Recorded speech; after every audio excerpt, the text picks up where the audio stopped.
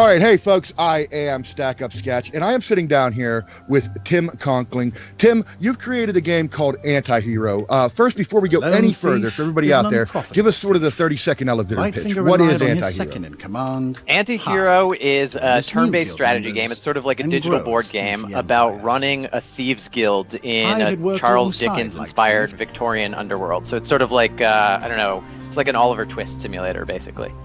All right, fair enough. I don't know those things have ever been put together, Oliver Twist simulator, but we'll get to that in a minute. I just want to go back a little bit, Tim. How did you get into games?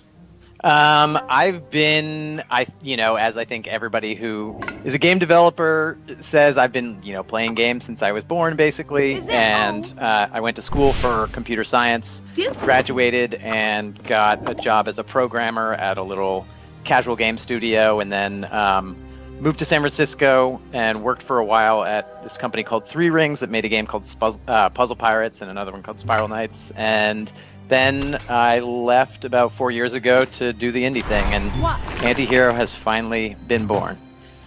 So what would every indie developer has their own sort of spin on this on the classic tale. But why did you decide to become an indie developer? What was sort of your impetus for that? So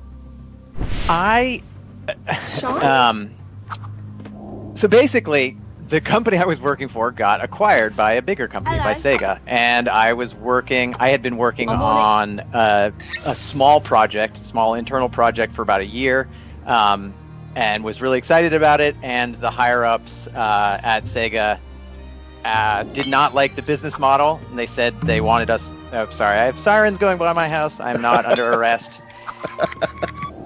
Hope everything's okay over there. Fantastic. Yeah, this is the benefit of living right next door to the fire station. One more. And now? Well, thank you so much for muting it, saving everybody's ears there. We appreciate it. Yeah, okay, so hopefully that's over with. So anyway, my project was canceled. I was pretty bummed out, and I was just not interested in working. Oh my goodness. Okay. Let's hope this is the last one. We're off to an auspicious start here, but hey, you can't help it. They're out there doing good works. We here at Stack Up, we support veterans, but those first responders and things like that, you got to give them props. Yeah, and they have a tough job here in San Francisco. I hear them going by my house many times a day, so they are kept busy here. Anyway, working for a company, project got canceled, was bummed out with this sort of like corporate direction of the company I was working for, and it seemed like a good time to be my own boss. The games that I wanted to make were not the sorts of games that the company I was working for wanted to make. They were sort of moving in a more free-to-play direction, and that just wasn't my jam at the time, so yeah, that's what happened. Was Antihero always what you wanted to make? Like, where did that idea come from, or did you have something before and it sort of evolved into, like, what was your process? Like you're by yourself now. You're gonna do the indie thing. What is Tim thinking? Yeah, I am really into the idea of short session, like high strategy, high impact multiplayer games, and I had spent the 2 years before I left my job, I was super into this game called Hero Academy, it was primarily on mobile, but it eventually came to Steam, and it's sort of like a high fantasy PvP chess meets Words with Friends sort of thing, and I really wanted to make a game that did to the sort of Civilization 4X strategy genre what Hero Academy did to the turn-based tactics genre. But when I started, Antihero looked absolutely nothing like it looks today. It was sort of this high fantasy orcs and elves thing. I was using stolen Warcraft 2 art for all my prototyping, and then the thieves and urchins and Victorian gas lamps came much later in development. What was so for those, like you had said earlier, you had this very Victorian Oliver Twist type setting going on. What was the inspiration for that? I had just watched Gangs of New York. So I mean, it really actually came from the mechanics of the game. Yeah. It took me a long time to figure out how scouting in the game worked. So for people who haven't played Antihero, it takes a lot of its inspiration from big grand strategy games like Civilization, but it tries to compress all of that gameplay into these 2-minute turns. And one of the things I was having a real trouble with during the initial prototypes is how to make exploration and unit movement fun. And the way that I solved that was with the game's scouting system, which essentially there's a fog of war in the game, and your master thief, who's your sort of primary unit, is your he is your scout, and he's also sort of like your economy generator. He like burgles gold for you, so that scouting mechanic just felt very thief-like to me. So it was sort of a concept that was born out of the iteration process that the game went through.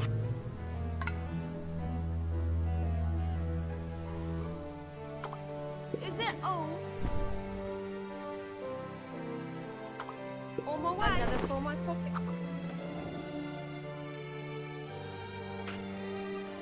You're developing the game. Are you doing everything? Are you doing the art for the game, the sound for the game? You're a one-man guy, right? So I am the programmer and game designer, but I had a lot of help on the art. I mean, I'm not I was the de facto art director on the game. I didn't create any of it, but I'm not a very good art director, so I leaned on friends, mostly former coworkers, to give input into art direction when I was finding contractors to work with. And the same is true of the audio. So basically everything you see and hear in the game was not done by me, except for the writing, and the rules and code. That's what I did. Fair enough. Now, part of that making a game like this is obviously, playtesting it and doing things like that. How do you handle that? So you contract out for some of these things. That's a little harder to contract out for. Yeah. So there are two types of playtesting. I mean, there are many different ways to do playtesting, but I sort of break playtesting down into two categories. There is the playtesting that you do with new players. Like, I've taken the game to PAX about 4 or 5 times at this point, and a few other conventions, and PAX is excellent for getting hundreds or thousands of people to play the first 10 or 15 minutes of your game, and that's where you discover all of the UI issues that your game has. Like when you're developing a game, you become pretty blind to the fact that like your UI is absolutely broken in a bunch of ways, and that just becomes very clear when you put new players in front of it. So a big chunk of the playtesting that I did was just taking it to conventions and having new people play through the game, and essentially like you don't really learn much about game balance from that sort of playtesting. You just learn whether people are responding to the game's aesthetics and also whether the UI is serving them well. The other type of playtesting I did was with a much smaller group of playtesters who stuck with the game from start to finish, and would play it over and over and over again, and got very familiar with the mechanics, and that sort of playtesting with people who become veterans. That's how I figured out all of the game balance issues, and like what the mid game should look like compared to the early game, and what the late game should look like, and how the rules work, whether they were working well together, that sort of thing. And the thing that I did that I think made the biggest difference in terms of making the game feel like this sort of evergreen thing that you could come back to over and over again, like a game built out of interesting systems that you want to revisit, is I hired a friend to basically act as a design consultant. And the way that worked is we would Skype each other every week or every other week, play the game with each other, for 2 hours or so, and then have like a really detailed conversation about what was working well, what was working poorly, and then out of that conversation would be, my marching orders essentially for the next week or two. Oh, that's interesting. That's very interesting. So kind of help collaborate as far as what needed to be done and how to take it and move it forward. Always good to have a second set of eyes on stuff too. I know that firsthand. Now, we talked a little bit about the actual development of the game. Now, I spent most of the day kind of fiddling around and playing with it. I want to get into some of the nuts and bolts of it, because one of the things I noticed right off the bat, I wouldn't have made the direct connection to like the 4X games until you said it. But as soon as you said it, I'm like, okay, now I understand why that works a certain way. But as you're playing it, it's very layered. You have an interesting ramp up to the difficulty of all these little pieces you have going on. How did that process come about? Just like taking it to the shows and seeing what you needed to do, or was that always sort of in mind to introduce people to the units as you go through? So I had a very, very high level idea at the beginning of development that I wanted the game to, I wanted it to revolve around the classic, 4X exploration, exploitation, extermination, and whatever the expansion, whatever the fourth one is. So this is maybe sort of a boring answer, but essentially it was just keeping those, 4 concepts in mind and producing dozens, if not hundreds, of prototypes, each of which sort of moved the game a little bit further towards that. So in the beginning, the game looked a lot more like a clone, I guess, of Civilization, but in a very sort of compact, 2-minute turn sort of thing. And it turns out that when you add the 2-minute turn length and asynchronous multiplayer component to a game like Civilization, it's not a lot of fun. And so that was like where I started from. And then it was like, why is exploration not fun? Why is combat not fun? A lot of the way that Antihero works is like turns in Antihero. So, okay, let me back up a second. When you're playing a game like Civilization, at the beginning of the game, you frequently have turns where you do nothing but hit, next turn, right? You're waiting for a settler to build, or you're waiting for, a piece of research or something like that. So the beginning of the game has very, very short turns that sometimes you don't do anything on. And then the end of the game, where you're, possibly marshaling an army of hundreds of units from one end of the map to the other, those turns can take potentially hours. And Antihero is, its multiplayer component is designed to be played asynchronously. And it just, I knew that I wanted a game where both the early game and the late game had the same sort of level of player engagement. So no turns would take, 0 time, and no turns would take hours. And that was sort of like that was the basis for all of the other decisions that followed in the design. Well, it's an interesting thing because one of the things that I think comes from that is sort of this layered approach to the gameplay and even the strategy, where the early game, you're setting up your base and you're getting everything ready and you're generating your funds. And then as you move into the middle game, into the late game, now you have units up and running around. Now you're killing things. Now you're working on your victory conditions. But at the same time, as you had mentioned, you're kind of pressing the same amount of buttons. Right. Yeah. And I mean, a big way that the game, there are, I think, two big things that the game does that accomplishes that. One is that exploration is, when you're exploring with your Master Thief, you're not counting the number of moves that you need to make to get from one point, to another on the map. The way exploration works in the game is you can automatically jump to any other point that you've previously explored in the game, which means that whereas in Civilization, if you want to explore east and west, you need to have, a scout going east and another scout going west. Antihero system is very different, and that changes a lot of the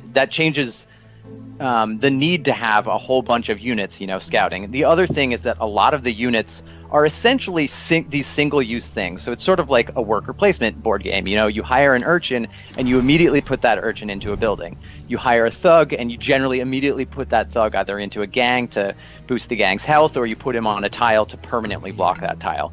So the game keeps the number of units that you have to deal with, and therefore like the number of actions that you're going to take on a given turn, pretty small. And that was a very deliberate decision to make the pace of the game very consistent. And like I said, again, it shows throughout where I've never felt bored or like I was waiting for something to happen or I didn't get anything accomplished this turn. I may be waiting for something to happen, but I still did a lot on my turn, right? And I, to make that happen as opposed to the passive waiting for it to happen. Oh yeah, that's a good point, and I'm glad you pointed that out because that's sort of another big thing is that I realized early on in development was that in a game like in a game that has the pace of Antihero, there really shouldn't be any timers or anything like that. So there's nothing in the game that actually takes multiple turns to accomplish. If you have a goal that's going to require multiple turns to accomplish, you reach that goal through a bunch of discrete actions. There's no hit a button and then wait 4 turns for a unit to pop out or something like that.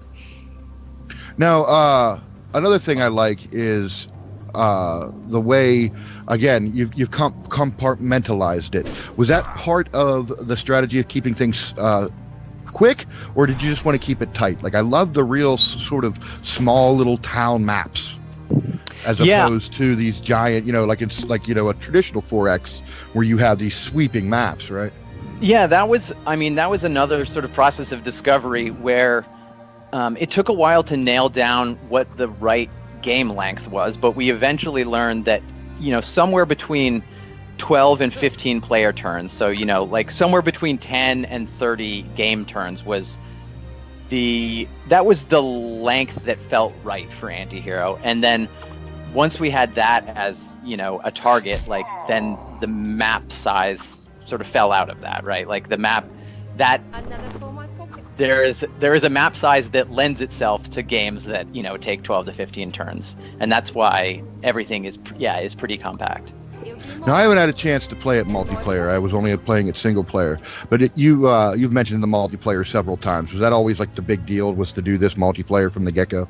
Yeah, I mean, multiplayer is where multiplayer. I really wanted to make a multiplayer game. I didn't know exactly what it was going to be, but multiplayer, I wanted to make a multiplayer game that people who, might have grown up as really hardcore gamers spending hours a night, but, now are maybe a bit older and don't have as much time to spend on games as they used to, somebody like me, basically. I wanted to make a multiplayer game for that sort of person that felt hardcore, interesting, not casual. And so, the other thing about developing a game solo is that it's hard to sort of keep perspective because you don't have a team, playing the game with you. And multiplayer was a way that I could keep perspective on the game. When you're developing a multiplayer game and you're playtesting a multiplayer game, you can't rely on an AI, to make up for any imbalance. And so working on the multiplayer first meant that I was forced to address game balance issues as early as possible. And so the game, all of the game's rules came together, and then I switched gears into making the game's single player modes and its AI. Because, I love multiplayer games, but I'm also the sort of person who wants to be onboarded before I jump into the deep end of PvP. I want to learn the ropes, and I think there are other people like that as well. Well, and the AI is no slouch either. I think it prepares you well for the multiplayer. It uses some tricks against you and makes you understand that there's other systems at play, and you can't just be passive.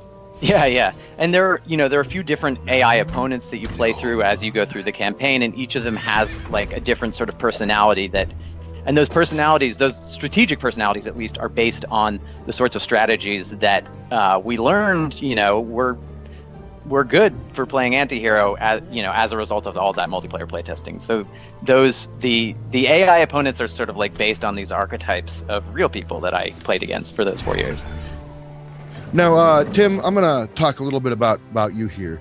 I'm going to ask you a question because I was doing some research for this interview. So are games art? Yes.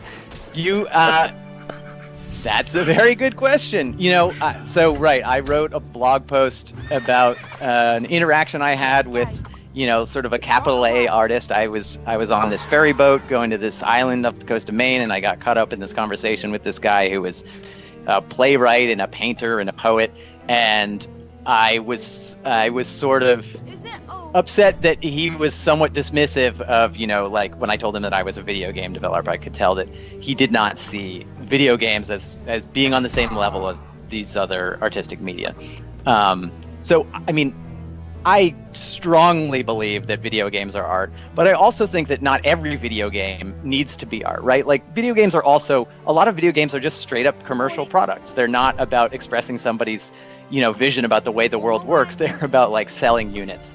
But I think one of the nice things about being an indie is that you're not beholden to, other stakeholders, and you can make games that really like speak to your vision of the world. And so that is a huge part of, I want Antihero to sell, and so that I can, make some money and continue to make other games, but like not, but there's a lot more of, sort of my artistic vision in Antihero than I was able to do on the games that I was working on when I was, hired by a big company, basically. And I agree with your sentiment. I equate it to film. Not every film needs to be art. Some of it's just good for popcorn. Sure, yeah. Some of it is high art.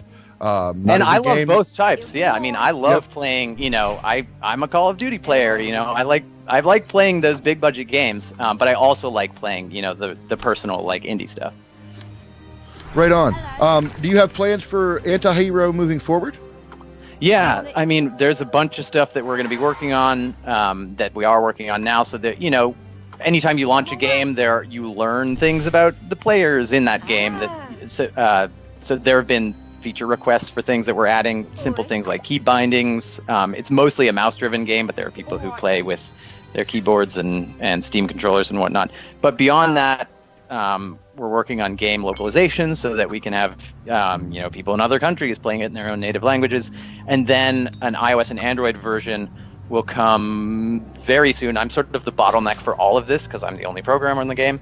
But the thing that's exciting to me about the iOS and Android version is that it is cross-compatible with all other versions. So you can play a game on your Mac versus your friend on Windows, or a friend on iOS or on Android, and you can also start a game on your PC and then continue it on your Android phone or your iPad or whatever. And so, that's, I think, going to really expand the player base, which is extremely healthy for a multiplayer game. So I'm psyched to get that build out. Fantastic. One sort of last question about the whole genre here. Reading over some of the other people reviewing the game and things like that, a lot of it, are looking at the board game roots of the game. Mm-hmm. Do you think that genre is underrepresented in PC, or especially in PC gaming? Yeah, but in gaming in general, the digital board games, and I'm not talking Monopoly. Right. I think so. There are a lot of really great physical board games that have made the jump to Steam or iOS or whatever, but there aren't as many games as I would like to see that begin life as digital board games. And the reason I think that that's too bad is that there are certain things that you can only do, reasonably on a computer that you can't do in the physical world. And the same is true, I think physical games can sometimes suffer in the translation to their digital versions. And so I think I hope, at least, because Antihero is a game that I like, and I want to see more games like it. I hope that it's sort of seen as like a stake in the ground of, what is possible in this genre. That said, there are some other, I think, like real standout examples, and Armello is the really big one that comes to mind, which Armello is beautiful, and it's deep, and it's doing things that you can only do if you're digital. And I think that's wonderful. Awesome. Well, Tim, where can people find Antihero right now? Obviously on Steam. Yeah, you can find it on Steam. It's on GOG.com. It's on Twitch, actually. Just recently opened a game marketplace, and you can find it on Twitch even. And there's some other they little. Can click right now and buy it. I see it right there. Oh, sweet. Okay, yeah, and everyone should do that. Click that button 18 times.